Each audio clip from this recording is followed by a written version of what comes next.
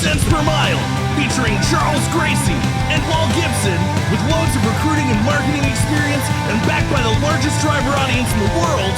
We deliver carriers the driver perspective, find solutions, and help make sense make sense. Welcome to Cents Per Mile. I'm your host, Charles Gracie. And I'm your co-host, Paul Gibson. What are we talking about today, Charles? The freight forecast, the driver forecast, the market forecast.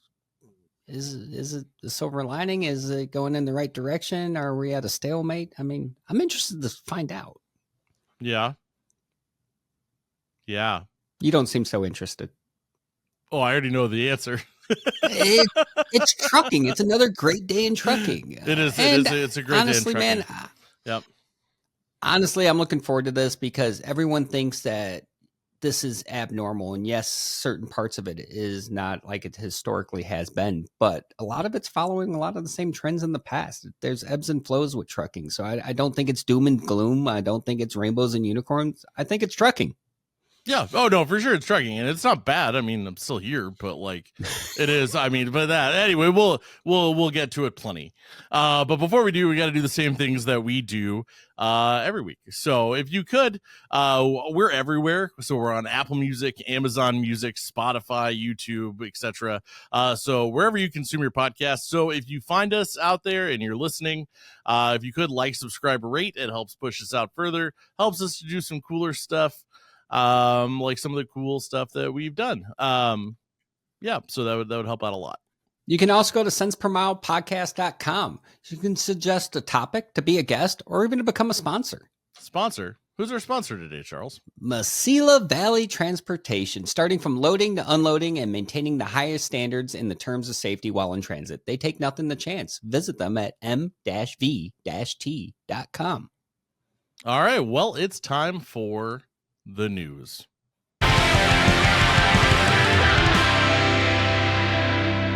All right, so it's time for the news, where we take some of the most interesting, weirdest, most relevant, exciting, or terrible news stories from the past couple of weeks that pique our interest. So CDLLife wrote an article.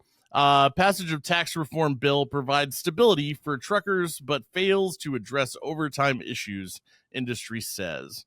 So the passage of the substantial tax reform bill will provide tax stability for truck drivers, but fails to offer help with issues surrounding overtime pay, industry advocates say. In reference to the Big Beautiful Bill, the U.S. House of Representatives passed the One Big Beautiful Bill on Thursday, July 3rd. The bill is primarily focused on extending and modifying the 2017 Tax Cuts and Jobs Act. Some of these tax changes include no tax on overtime pay and extended tax cuts on estates and individual income tax. As a result, the passage of the tax reform bill, some trucking industry advocates are pleased with the progress, while others say it's not enough. Eliminating taxes on overtime pay for blue-collar workers is a well-intentioned move. Unfortunately, truckers won't benefit from this key provision of the One Big Beautiful Bill due to their exclusion from overtime protections under the outdated Fair Labor Standards Act of 1938, said Todd Spencer, president of the Owner-Operator Independent Drivers Association, in a statement. Wow, it's like, Todd's older than me, so he always goes back to 1938, just like I always go back to 1980. Chris Spear from the ATA said some stuff. Cool. First off, you're younger than me, so you don't even go back to 1980. It's true, but I'm talking about when I'm referencing like, hey, how are we going to flip the industry? Well, like, let's start here. And Todd's always just like, let's go back to the 30s. This is one of the disappointing parts about this. Like, you had this big bill, and you know who got left out of it? Our drivers. Truck drivers definitely got left out. Yeah. We'll just stick with that. And we're trying to attract new people in the industry. We're trying to retain people, but it all comes down to the most fundamental practice: pay your people. Mm-hmm. Yeah, I mean, well, it's one of those things where it's about your time. The whole thing is a transaction. Like, they can't expect you to work when you're not getting paid, and you expect to get paid when you work, and they expect you to work when you're getting paid to work. Like, that's the general, for the vast majority of people, the experience. And for truck drivers, that's not the experience. And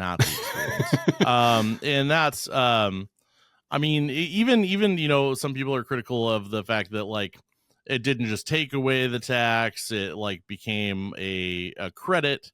But also it's only for a certain amount, which is low for some people as far as the overtime. Still more, and I look at it as Yeah. a step in the right direction when it comes to the general public, and more is still more. Yeah, I who's going to argue about being able to keep more or I look at it as a drop in the bucket, but the thing is this is one more time where like something like that did move, and truck drivers just got left behind.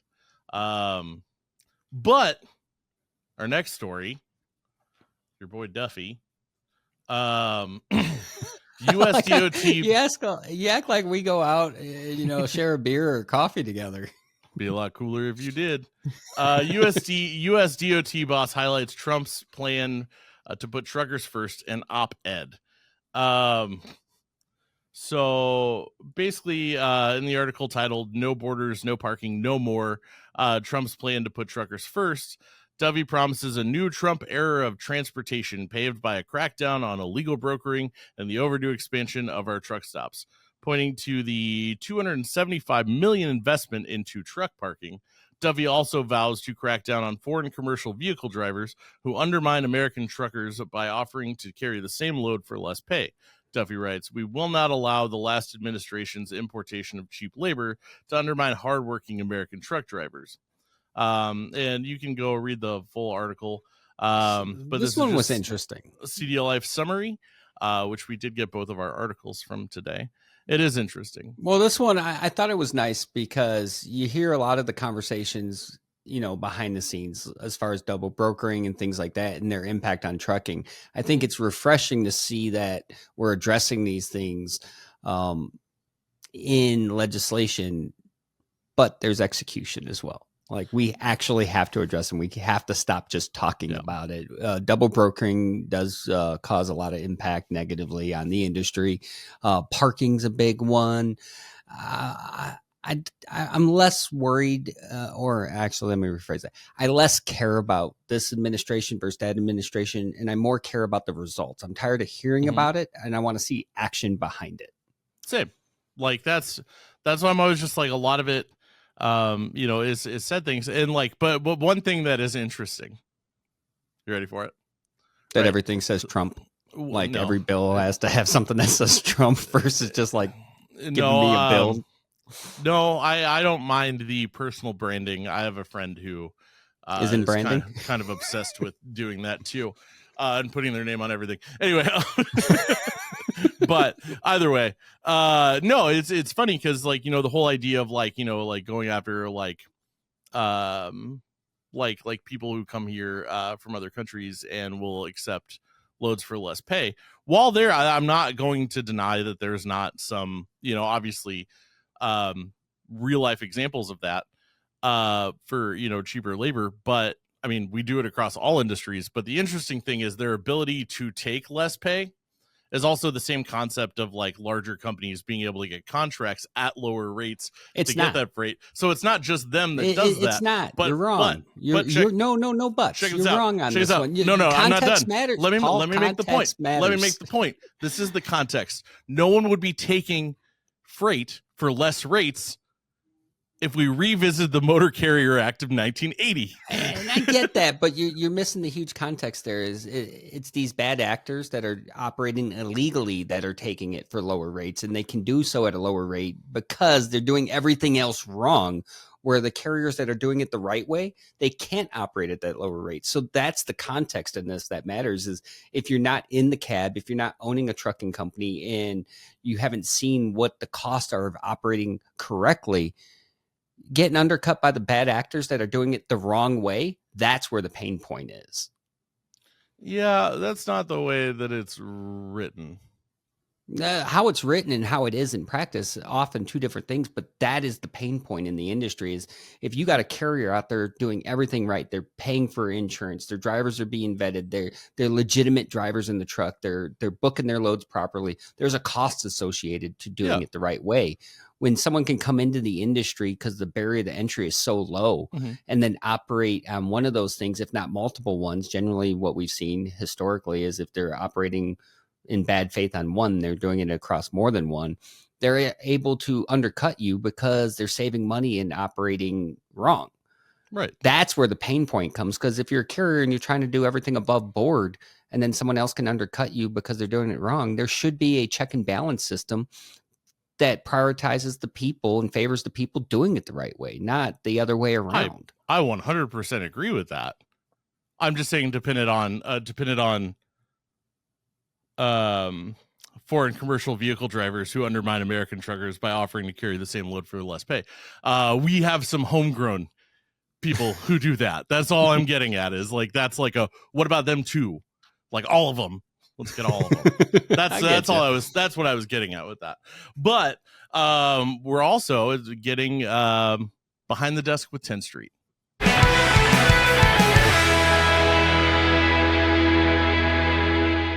It's time to go behind the desk with Tenstreet, and we got Tim Crawford joining us today. Hey, Charles. Great to be here. Thanks for having me on. Always a pleasure, and I couldn't think of a better person to talk about today's topic than you guys. You guys work with so many different carriers. You see so many different sides of the industry. What's working, what's not, as far as hiring, retaining, and just trucking in general? Yeah, it's interesting times, isn't it? Early this year, we saw it was a palpable sense of sort of increase in optimism, right? People thought the freight recession, sort of there's light at the end of the tunnel, in January, February. And then what we started to see really the end of the first quarter and basically all the second quarter was, man, a lot of people just shifting back into neutral, right? A lot of talk about, you heard the word volatility a lot, right? I don't know what's going on. It's the buzzword of 2025. Exactly. And we saw that both on the carrier side and on the driver side, right? I mean, drivers, while they're still pretty active and drivers are always testing the water to see, hey, do I have the right deal? Is that the job I'm at now is the right one for me, right? We continue to see that, which totally makes sense from a driver's perspective. But they're continuing to be really, really cautious, right? We're not seeing what we would typically see in the markets in the past when things are starting to heat up, right? Freight recessions are starting to wind down. You start to see it's like pent up driver demand to go to that next carrier, right? It's people that weren't happy where they were. We're not seeing that as much. We're not seeing that yet at all. And we're seeing that from the carrier side as well, where people are saying, look, absent a few people who've gotten onto some freight, hey, I'm kind of sitting on the sidelines. I may have raised my hiring standards a little bit, right? I'm being a little pickier as a carrier. I'm not leaning in and sort of growing my fleet the way maybe I might have if you'd asked me in January, February, hey, where are you going to be in 3 months, right? And so, and now what we're seeing, interestingly, and it's more anecdotal than what we're seeing in the data, is we're hearing people say, the same people who said 60 days ago, we're going to wait for the volatility to end, right? For the dust to settle. Now what we're hearing people say is, look, I don't think the dust is going to settle, but I gotta, to your point, that you're always making, hey, it's trucking. We've been through these cycles before. And we're just going to have to plow in uncertainty or no. Right. And we're starting to hear that. And we haven't seen a ton of it in the data yet, but that's what we're starting to see. And I think, in addition to sort of the tariff volatility, you've got a big unknown around sort of the English language stuff that they're coming out with. And what nobody knows, at least as far as I know, is, hey, is this going to be to the right of the decimal point or to the left of the decimal point, right? It makes total sense. Drivers, I mean, the regs have been the way the regs are for a reason, right? You got to be able to read traffic signs. You got to be able to do the job professionally. What nobody really knows is a good, firm number. Hey, is this 1% of drivers? Is this 10%? Right? What effect is that going to have overall on spot market rates and on safety overall? I think that's fair, because I even talked about it the other day, is the whole thing. Everyone's saying that this is going to move the needle depending on who you talk to. And then there's other people saying enforcement matters. We got these blitzes around the corner. One's happening right now. One's next week. I'm interested to see the data behind those blitzes. How many people were put out of service because of English language proficiency? And did that drive rates up?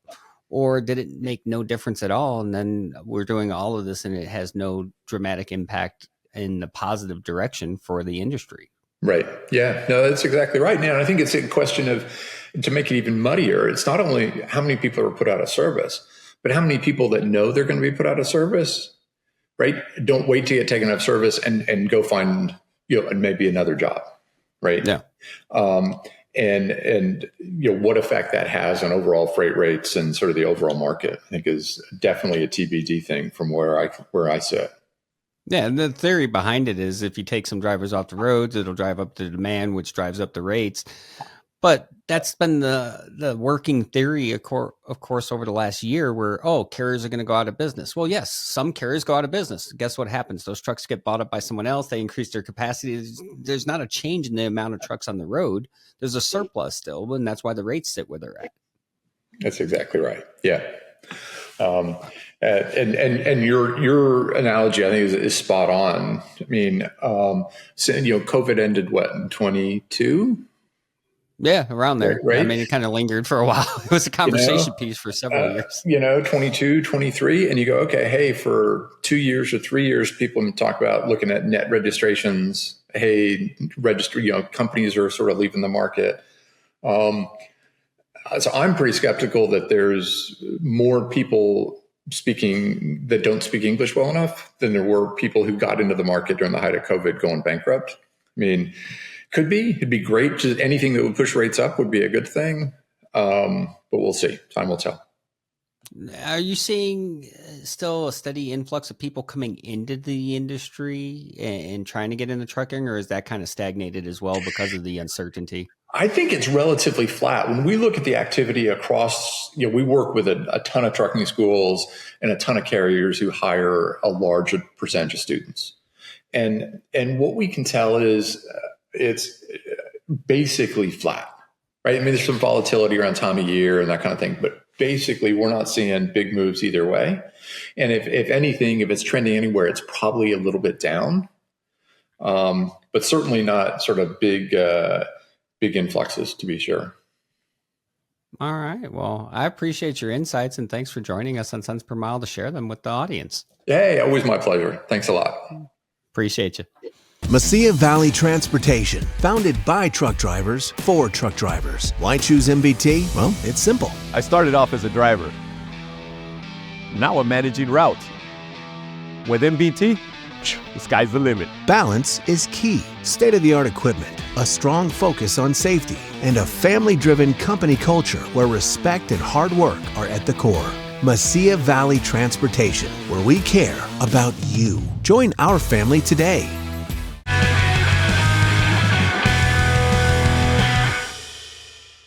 All right, we're back, and it's time for Make Sense, Make Sense. Paul, how do we make sense out of where things are going and if they're going in the right direction? I was thinking about this going into today's show, and there's multiple facets of this that we got to consider. One, bringing new drivers into the industry. Mm-hmm. That's an important pulse of the industry that people need to be paying attention to. Is trucking sexy enough to attract people in? But then after that, is it sexy enough to retain those people? Otherwise, It's the hamster wheel effect, and you know how we all feel about that. Mm-hmm. But then there's the market. And I think, people's expectations of the market are starting to align more with reality rather than what we would like it to be. There's a lot of things that we want. That doesn't necessarily mean we get them. Yeah. I think it's more normal now than it was back in January. People are realizing that. That was the one thing that I was going to say about this for sure, was that I, being the doom and gloom guy for the most part, but that's how I got here, was by saying the things in the room that nobody wanted to say out loud. It almost feels like we've hit not a bottom, but it does feel flat. I mean, part of it also feels flat because it's if it got much worse, then everything's going to fall apart. But I think for what it is, it does feel kind of flat.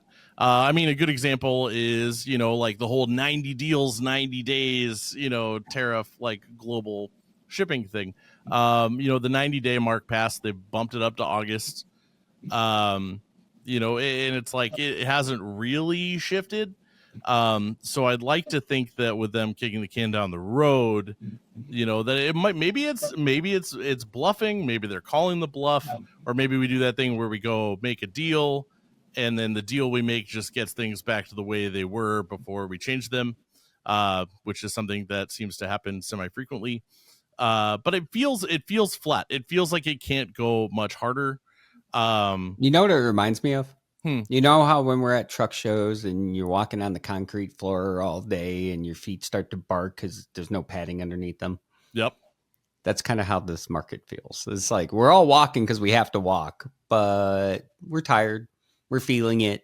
But it has been normalized. We understand, to Tim's point, like this is trucking. It's got to keep moving forward, even if forward feels like we're on a treadmill and we're not actually going forward. Yep. I would say that. I would love to be operating a booth with carpet. That's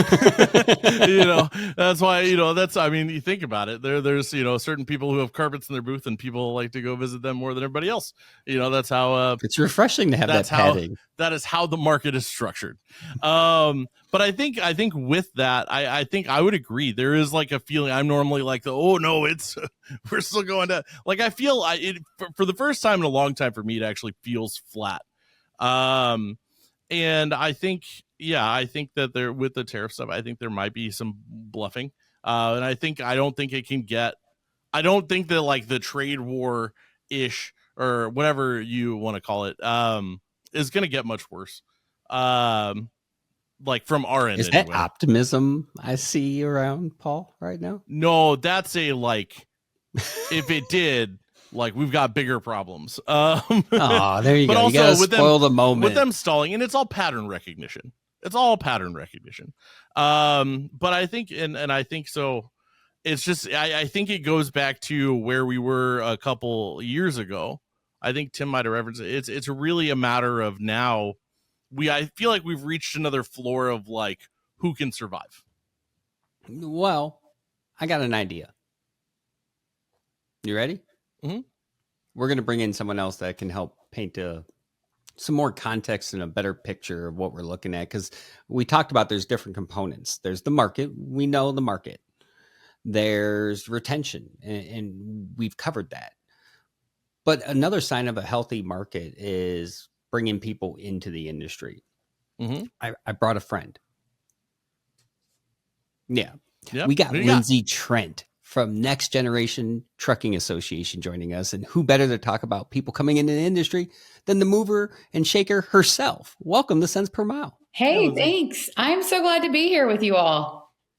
I really thought of you when we were talking about this, because if people want a pulse on what's happening, one of the best indicators on how things are looking is how appealing is it to the people that are wanting to enter the industry. If people are entering, that's a good sign. Yeah, that's a good point. And one thing, you were talking about the big, beautiful bill in the news, and there is a workforce component, and that is that they have approved for Pell Grants to go towards short-term credentials, meaning you will be able to pay for getting a CDL with a Pell Grant. Now, there are some stipulations with it in that the program has to be 8 weeks long. And that is a hurdle that either we're going to have to overcome, schools are going to have to overcome, or they're going to have to change. Because is there a lot of programs that aren't 8 weeks? A lot of the CDL programs are 40 hours a week, but they're 4 weeks. So they're usually 160 hours. And the thing is it's for the Pell Grant, what it says in the bill is that it has to be 120 hours and 8 weeks long. And so so it's because I remember going through 160 hours, right, which is typical. Yes. And I could get behind that, because who doesn't want to have better trained people coming out there on the road, where not only for safety reasons, but also for success reasons. The better trained they are, the more successful they'll transition into the industry. Absolutely. And I was talking with a tank carrier, a tanker carrier the other day, and he said, "Hey, do you all teach about the tank truck in your programs?" And our programs are longer because it's a high school student that's really learning and trying to get their feet wet into the industry. And so we're able to cover that. But a program that's 160 hours, you're just really trying to get the basics before you go into more in-depth applications for driving scenarios, right? So it's going to be interesting to see how this plays out, but it's a good start for the Pell Grant being able to be used for short-term credentialing. I like that, though. I mean, I remember back to, I grew up learning how to drive a truck, but just like everyone else out there, you got to check the boxes. I had to go to CDL school. And because I already knew how to drive the truck, I was able to test for my CDL earlier in my class than some other people, which gave me extra time where they were able to focus on docking. That's something, hey, I drove a truck a lot of times with my dad, but I didn't get to back into a dock. So I was able to do some of the functional stuff where we know most of the accidents and incidents happen, which better prepared me for when I went into real working scenarios. I kind of like the idea of a longer program and where they can focus on some of the fundamentals that set these men and women up for success so they don't get in there and get like 3 fender benders in the first year. Right. I always advocate for a longer program, but real world scenario is that a lot of people are choosing trucking as a second career choice. So they have to work and support their family while they're in school, unless they can find an employer that's going to help subsidize this. So it does provide a barrier for people into getting into the industry. Now, with what Next Gen is doing, we have the audience of a high school senior that they've got to be in class all day already, right? So what better way for them to get engaged in our industry than for them to be able to take a commercial driving class and learn about becoming a professional driver, learn about supply chain and logistics.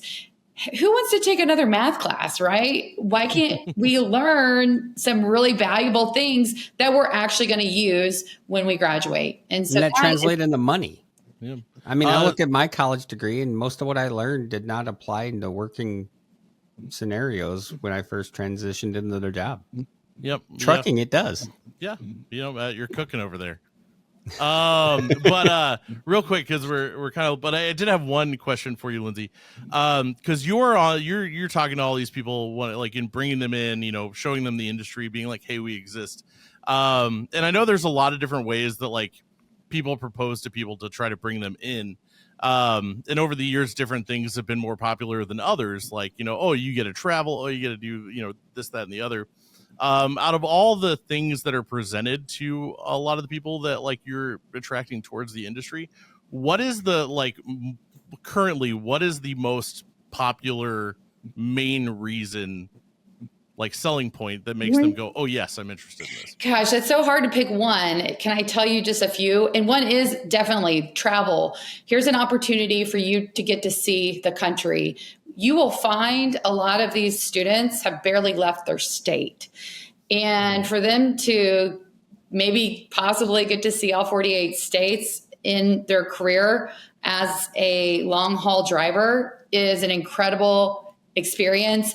Plus, they're getting paid a great wage. And then maybe when they get a little bit older and they start to settle down, they become a short haul driver. Now, that's not always the case, but being able to see the country, I think, is a big thing. They also love the independence that a professional driver has, and there's a big purpose in it. Gen Z wants to do something meaningful that matters, and we all know that being a professional driver, it matters. It's the backbone of our society. Mm-hmm. Nice. Yeah. It's interesting to see how that shakes out, Paul, over the course of the remainder of this year, but also going into next year. Because I think the big indicator on where's trucking's direction and foothold is going to not be determined necessarily by 2025. I think 2025 is that outlier course correction as an industry. I think 2026, by second quarter, people are going to know, like, all right, is this the new norm, or has something shifted, and has any of these policies actually benefited the industry? So I think time's going to tell, but I'm definitely looking forward to mapping this out and looking back at it come this time next year. Yeah, and it was a great look halfway through the year at how things look. Well, like all good things, this has to come to an end. I'm your host, Charles Gracie. And I'm your co-host, Paul Gibson. See you next time.